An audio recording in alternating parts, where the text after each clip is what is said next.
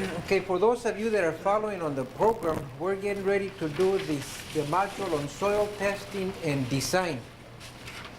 We're a little bit behind, but we're going to catch up very fast here and wind it up this afternoon.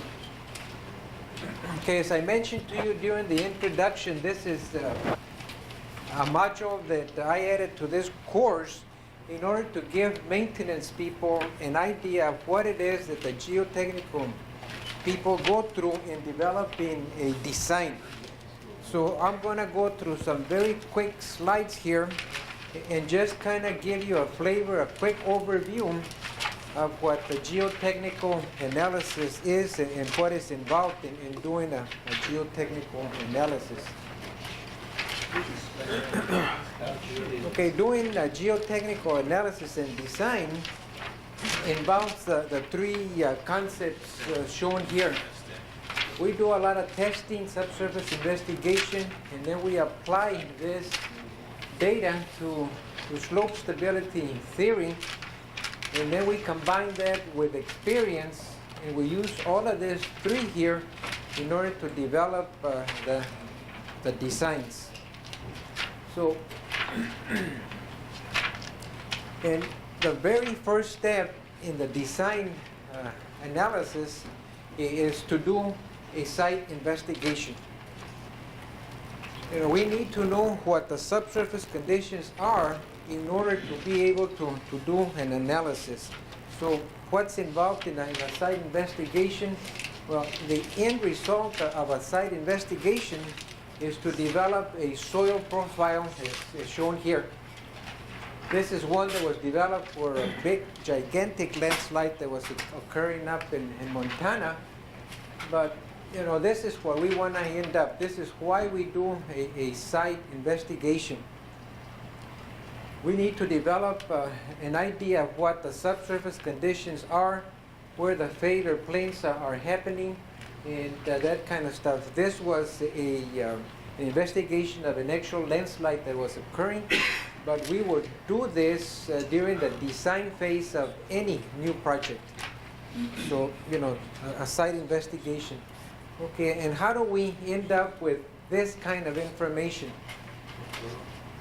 Well, we have to do a detailed investigation. And what a detailed investigation involves is borings. We go out there and do different borings in different areas in order to determine what the subsurface conditions are. We take samples as we're doing borings.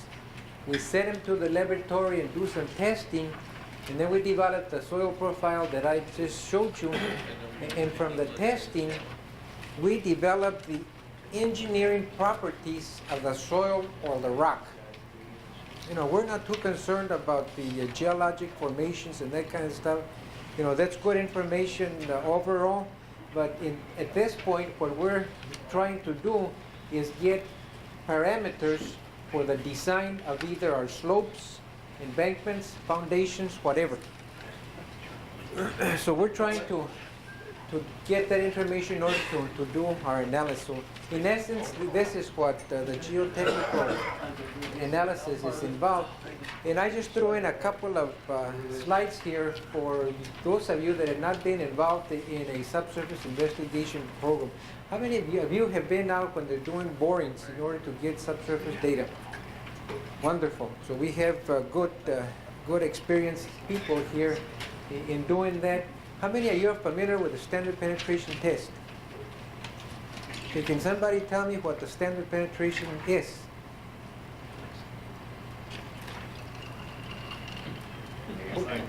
Okay, what is the standard? Take a split spoon sampler, which is about 24 inches long or something like that. You put a 150 pound, or I guess in this case 140 pound hammer, drop it 30 inches. You drive it 6 inches 3 times. Each 6 inch interval, you count how many blows of the hammer it took. Usually you just count the first 6 inches because you figure that's disturbance. And the last 6 inches, last 2 sets of 6 inches you add together to make a 1 foot hammer blow drop. And you rate the soil based on that number of the end value, and that tells you how stiff your soil is. Okay, so we come up with the end value, right? And that's the important thing here. So great. we know what the standard penetration test is, and I put this stuff in here because this is where the engineers get the information to determine the strength of that subsoil, that granular material. And like Alex mentioned, the standard penetration test consists of driving this split spoon sampler into the ground based on a given energy. This test has been standardized nationwide.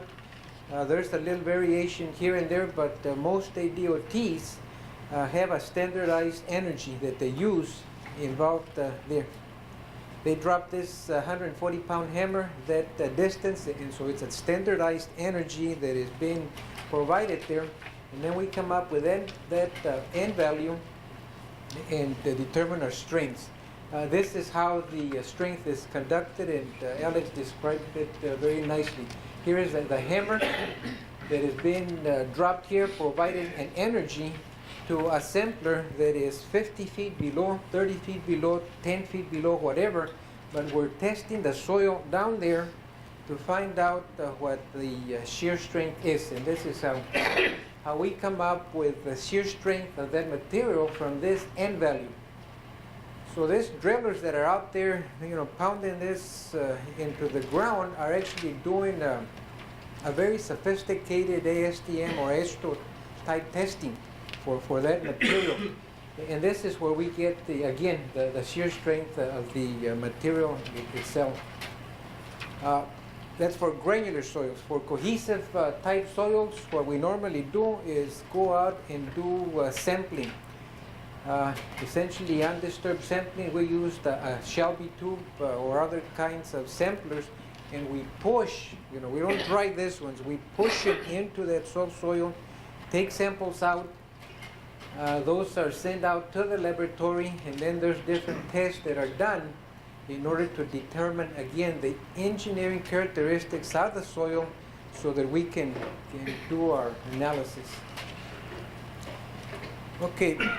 When we talked about causes and resistance of failed material, we were talking about what?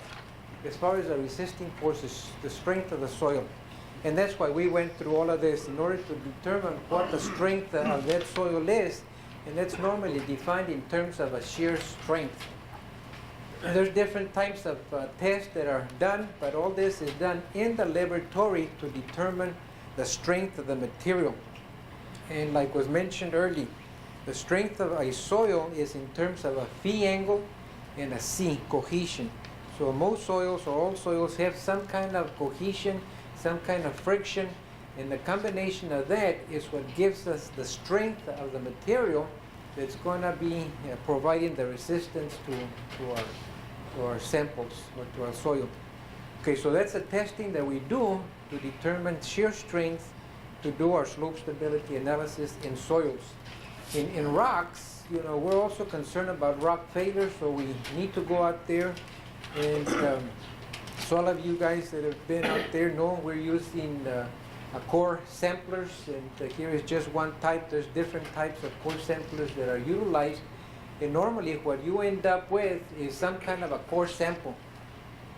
This is really pretty good rock out there. Normally you don't get that good of a rock, but what you do is save that rock so that it can be analyzed. You come up with different kinds of rock quality indexes and things like that to arrive at some kind of strength value for this rock.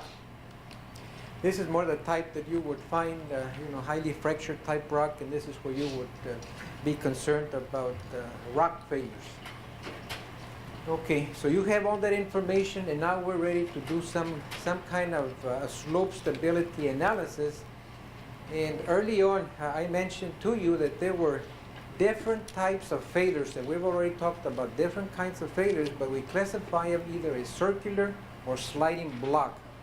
And we have different methods of doing slope stability analysis, and we have one for circular arc failures and one for sliding block failures. I showed you this earlier. We already defined what a circular arc failure was. We know that this is happening up at the top, and it normally looks like a circle here. You have the hump coming out there, the stabilizing berm. So, okay, we know what a circular arc. And the way geotechnical people do analysis on this is to divide the failure surface into slices. Here we have 3 slices for that. Normally we use a lot more slices. And once we do that, then we determine the driving forces and the resisting forces for each one of those slices. So in this part of the failure here, our driving forces are going to be significant because this is what is sliding down. Okay, and in order to have a failure here, we have to overcome the soil resistance along that failure plane. So we divide that circular failure into slices, determine driving and resisting forces for each one of those slices, and come up with our safety factor. Okay, that's the way we do analysis in circular arc failures. As you recall, the other type was sliding block, and we use this method to do analysis in sliding blocks. We have a driving wedge, a central wedge, and then a passive wedge. We come in here and determine the active forces, and then we have to overcome this shear resistance right here, and then we determine the resisting forces. So in order to have a failure here, this has to settle and it has to overcome the resistance here. It has to overcome this soil resistance here. This block has to move, and it has to overcome this passive resistance here. This is what's trying to hold up this failure here. So this is resisting, that's pushing. So that's basically what the methods of analysis that we use are, and we use the strength of the soils in coming up with some kind of a safety factor down here. And in a little while I'm going to go through a quick exercise to show you how simple it really is to do a slope stability analysis using this method. We do the analysis in just one sheet of paper or in the back of an envelope or a napkin or whatever. But it's really a very simple process once you have the strength and data, soils data or rock data. Okay, I showed you the sliding block, and this is a gigantic failure that occurred up in the state of Oregon, about 20 some odd years ago. I used to work up in Oregon some time ago. Mentioned to you all that I had been with FHWA about 32 years and 7 months now. And during that time, I've been in offices in Albany, New York, worked all over the Northeast out there, been in Vancouver, Washington, and Portland, Oregon, worked all over the Northwest and Alaska, and south of there, been in Washington, D.C., kind of worked on a nationwide basis, and then ended up in Texas some time ago, and that's where I'm going to retire and do something else here in the next few years. And you know, I've been showing you different case histories, and we've collected these case histories nationwide from you know, these different problems that have occurred. But this one was up in the central Oregon area, close to not too far away from the coast. And what the Oregon DOT wanted to do here, they wanted to widen this highway. They had an increase in traffic there, so they needed an additional lane there. And in order to do that, they went out and did their subsurface investigation. Okay, they studied different alternatives, and they found out that if they cut into this mountain in order to make way for this additional lane, they could trigger some landslides out in this area. So that option was, after doing analysis, was not considered. Okay, then they considered doing a lane on this side. There was a river down here, and this was a long sliver fill. And to minimize the long sliver fill there, what they did was construct a retaining wall down at the bottom here, and then bring in a fill up to the top. And once they got up to grade there, then they would do their pavement, and that would give them the additional lane that they needed there. Well, they went ahead and did the design, and everything seemed okay. They went out there, constructed the retaining wall, and that was a reinforced earth wall down at the bottom right here. Went up with the fill up to the top, got up to almost finished grade. And when they got up there was when they had this gigantic failure up there. This is the roadway up here. This is the additional lane that they were placing here. As I mentioned to you, their design was to construct a reinforced earth wall here down at the bottom, come in with a fill way up to the top, and this is when the failure occurred. This was the original location of that reinforced earth wall, and this is where it ended up. The top moved up about 18 feet. This point went down about 12 feet, and the toe kicked out about 23 feet, as you can see there. Okay, the cause of this failure was a clay seam that was in between this sandstone and siltstone. You know, they did a good subsurface investigation out there, and they found rock everywhere. Again, sandstone over siltstone, or vice versa. I can't see the words here. But what they did not pick up was a small clay seam that was in between the two types of rock. I showed you that when we were talking about rock failures, and I told you I was going to give you this case history here, and that's what happened. The problem here was that they were not using the proper tools. They were using a single core barrel here, and in the sampling process, they just washed away all the clay. So nobody saw the clay, and it was classified as rock everywhere. So this failure was not predicted. It was a design oversight, design error. They not picking up the soft clay there. But that was the cost of the failure here. It was a gigantic sliding wedge type failure caused by this 2-3 inch seam of soft clay material. So this is what it looked like after the failure. You know, that really was a really good field test for MSC walls, for reinforced earth. We had been out promoting the reinforced earth concept as being a very flexible retaining wall that could take all kinds of movement, settlement, whatever, and remain structurally adequate. And this is what happened here. You know, you saw the movements that took place. There's the wall there, and structurally it was declared that it was okay. It was still functioning adequately, still retaining the fill on top there. So they just went ahead and buried the wall, put in another buttress down here. Here is the river down at the bottom. They were still okay to do that there. And just buried this part of the wall and continued on up, and that additional lane has been there for over 25 years now. So, you know, functioning very well. And again, it spoke very well of this MSC structures, and that they are very, very flexible. Okay, so so much for designs on the cuts and such. And Andy, did you say that was a 2-inch seam? 2-inch clay seam? it was very, about a 2-inch, maybe a 3-inch, maybe a 1-inch seam. And that's all it takes to really initiate problems.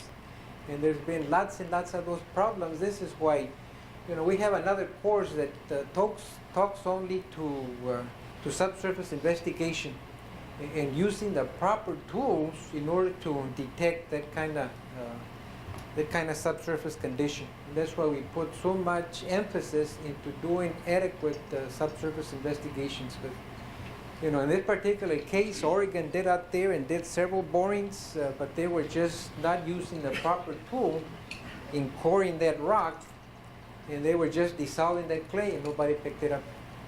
So that was a good lesson that we learned, that we need to use a double tube or maybe even a triple tube, and do very careful investigation sampling of the rock and pick up any of these soft materials that might be in that area. So again, there's a course, there's a 3-day course just on subsurface investigation that NHI has. Okay, this slide just addresses the problems that we have on many of our cut slopes, and the fact that many of these cut slope failures really occur, long after construction. Some of these failures occur 10, 20 years, maybe longer than that, after they've been constructed. And this kind of explains what happens there. Okay, here's the original ground. We need to go in there and make that cut. This is the type of material that you have there. Okay, there's water again. It's involved in 95+% of our problems, and eventually the water softens some of this material, along with the lateral support that we've removed here, and with time, this is what happens here. So this is just a quick explanation of why we have so many failures. Okay, we, as designers, we do quite a bit of analysis here. I only show 2 here, but now we have the computer that can do, as Jim mentioned, all kinds of, about 100 types of circles in here.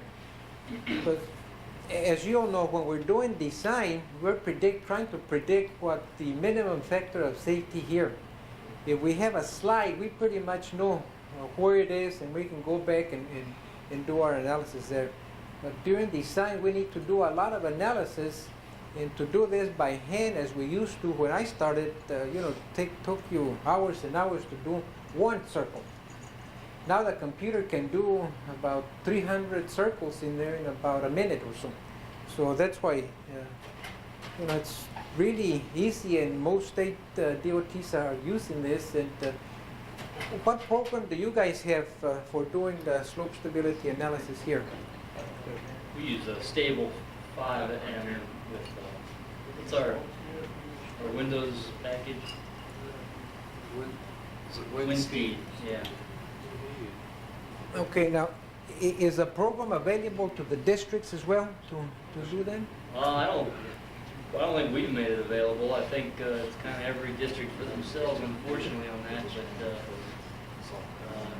we haven't made that available, no. What we're planning on doing is creating a data management system, which, as part of that, that would include all of our archived soil boring logs and soil investigations, our inventories of underground mines, landslides, rock falls, and then also our intention would be to attach with that software that you could do some preliminary preliminary analysis, and that would include slope stability and some bearing capacity and things like that. So our long-term goal is certainly for the whole state to be on the same page using the same software. But right now, I don't think that exists. What do you guys use, Jim? I got X-Stable just because it's easier for me to use than Stable M5. Yeah, the input is much easier with the X-Stable than with Considering my computer skills, I think X-Stable was the correct choice. That's what I normally use, because my computer skills are not that well as well. That's right. Well, that's good. That's a good idea to do that. And the headquarters office may want to look into this X-Stable.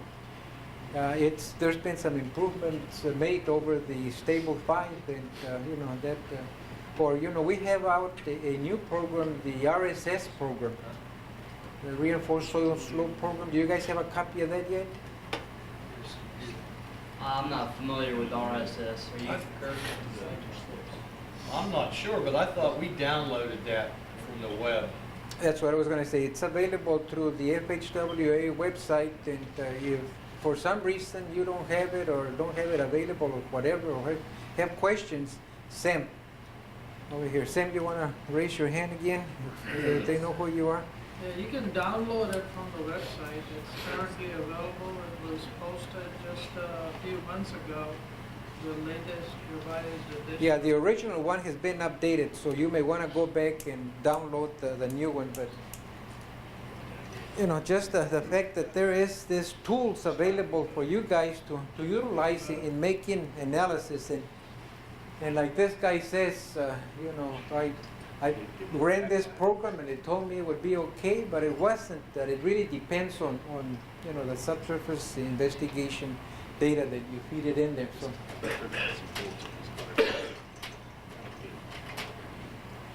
Okay, this is the last slide that I have here, and I'm going to wind it up here and try and make a couple of points in this case history. This is an actual case history of a problem that occurred up in the northwest part of the state of Washington. And see, there was a highway, and this was the original section of the highway as shown here. It went down like this. A gigantic failure occurred where this fill ended up down here. It completely closed that highway out there. And so they called the geotechnical people, and they came in and following our advice there and our procedure for doing all this, they did a very good subsurface investigation. And you can see the results of the subsurface investigation. They made several borings, and they determined what the subsurface conditions were, and they determined where the failure surface was. They determined that it had failed right at this point here, bringing the roadway that used to be up here down to this point here.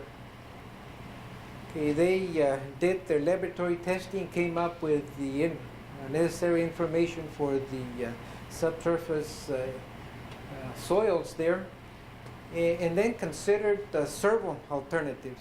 A designer will always have several alternatives that are available to him, and that's what Barry disappeared. He needs to come back here. He's going to talk about different stabilization methods that are available to address a problem.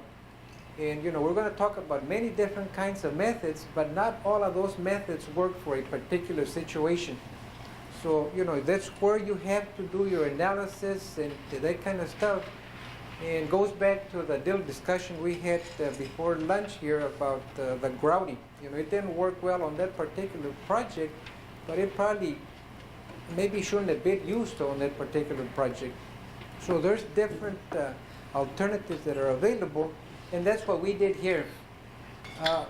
One of the first things that was considered was to rebuild the field here, but this time come in with some stabilizing berms. So that was one alternative, to put in the field back in here, but they needed to build the berms as shown there. Okay, the second alternative was to use a structure. You say, well, let's just go ahead and bridge over this failure and we don't have to worry about it anymore. So that was one of the alternatives that was considered. The third alternative was the use of reinforced earth as a stabilizing buttress on the bottom. And you notice we're intersecting the failure plane here. So we want to build this buttress here that's going to hold all of this material out there, so we don't have a failure. So this reinforced earth structure was designed as a buttress. Then the fill would come up, and then we would have another smaller reinforced earth structure here that would be holding the roadway. Okay, we talk about cost-effective designs, and this is the procedure that we would follow, in that we would consider different alternatives. And then we run out a cost analysis for these three alternatives. And then we use the one that will work, that will cost less, and therefore a cost-effective design. So that's what we did here. We ran a cost analysis on the three alternatives, and the reinforced earth structure was the one that came out the least costly, and it would give you a good factor of safety here, so this is what was used in reopening this highway. So, that's the procedure there. Any comments on any of this stuff? Soils analysis, geotechnical analysis, whatever. Okay, since you guys had all that brain food out there, I'm going to just very quickly show you how easy it is to do an analysis.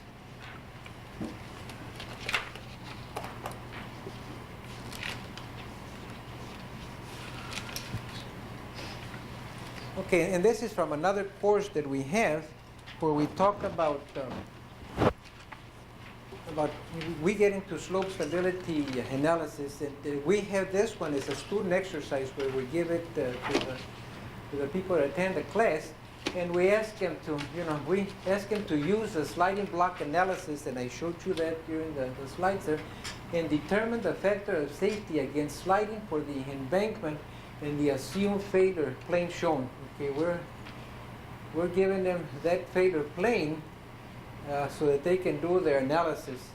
And following that recommendation, we've done a good subsurface investigation, so we know exactly the types of material that we have underneath here, underneath our proposed embankment.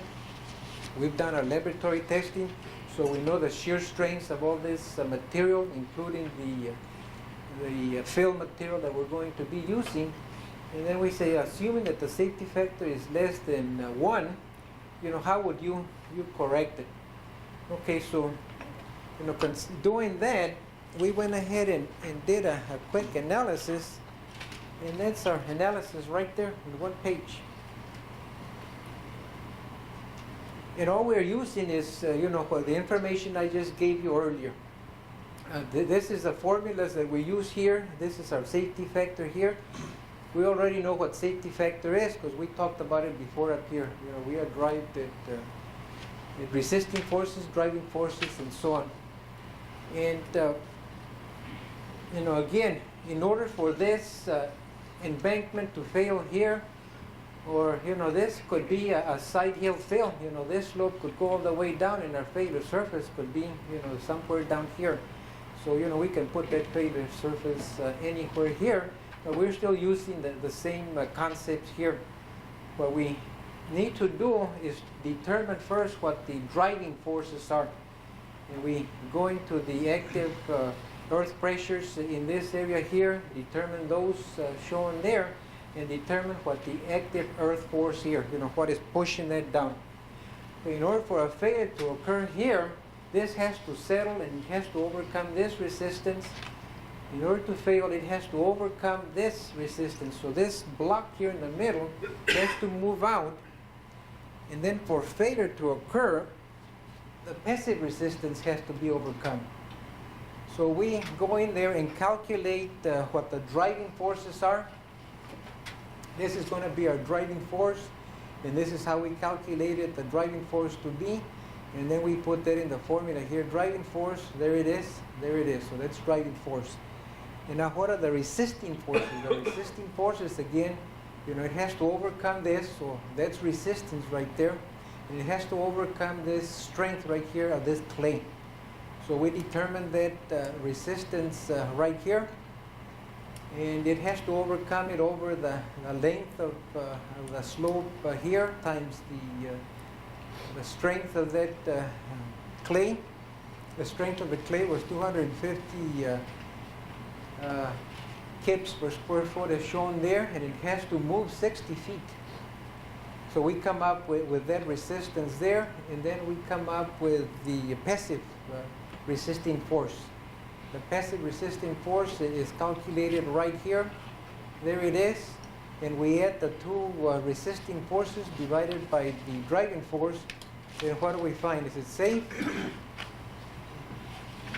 Our analysis is already telling us that if we have designers put this out on the plans and it gets constructed, we're going to have failures here. And you would do the same thing if you already had a landslide or if you're doing this during the design stage. So, the original design is no good, so we need to do some kind of a corrective action. And Barry's going to come up here and talk about different kinds of ways of correcting failures. And one of the things he's going to tell you can do is to flatten the slope or put a berm. And, that's what we're doing here. And we go ahead and flatten the slope to 3:1. And by doing that, we're increasing this resistance here, Active force has not changed. Passive force has not changed. This is the only thing we're changing here. So we go ahead and recompute that, add it here, and our safety factor increases to 1.25.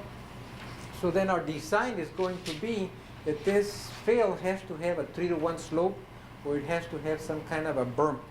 So, you know, that would be the process that you would go through. And again, you know, following the recommendation that we want to consider different alternatives, then you would consider something else. Say in this case, we considered a shear key. You go through the analysis and do that and find out that your safety factor is 1.45, and you say, well, you know, that's a pretty good thing to do there as well. So now, which one are you going to use? Whichever's most cost effective. Right, whichever one costs less, right? Because both of them gave us a high safety factor, so we're going to do a cost analysis. And where you're going to find that probably flatten the slope might cost less than doing this shear key, but you don't really know until you put the numbers to them. And there might be other alternatives that might be available here. So, you know, that would be the process that you would go through. And when we talk to designers, that's the process that we recommend that they use. But the same process can be used in correcting landslide problems out there as well.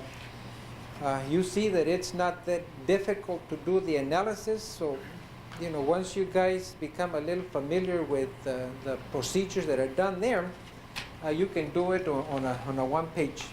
You want to turn, Perry, you want to turn the lights on, please?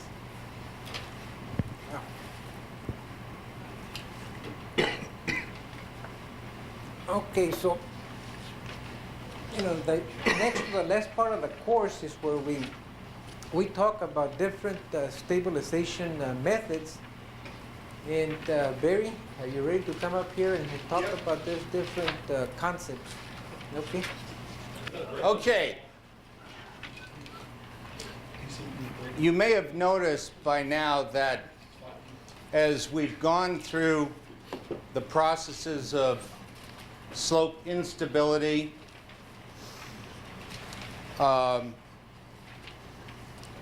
and we have not yet, except to the point where Andy showed that example problem where there were numbers, we're going to do, we're going to put the concepts together. And then as part of the final exam, I'm going to give you a couple of slopes, and we'll want you to come up with solutions. As I mentioned yesterday, for this you won't need a calculator, but you probably will flunk the exam if you haven't been paying attention.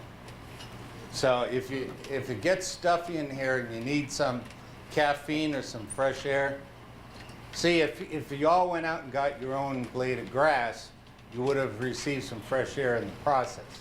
But I noticed that there were guys like Doug, he paid Fred to get some for him. Best money ever made. Okay. So just save it though, you don't want to. Now, we're going to review, and you guys have already seen, because these processes then tie in to the problems, the things that drive slides and instabilities. And you already know that if you can reverse or eliminate the processes that cause failure, you can then stabilize the slides, right?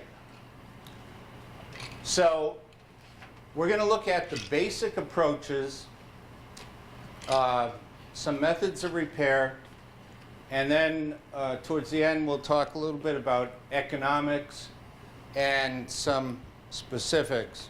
I have a couple of real fun videos with some neat concepts that can actually be used in a maintenance type situation. So I hope we'll have time to get to that.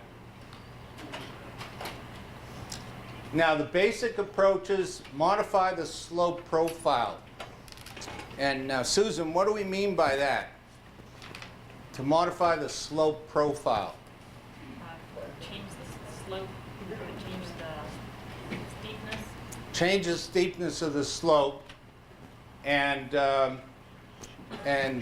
that will improve stability. That will tend to improve stability, right?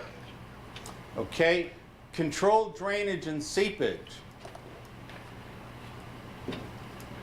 If we control the drainage and seepage, are we going to stabilize it or make it worse?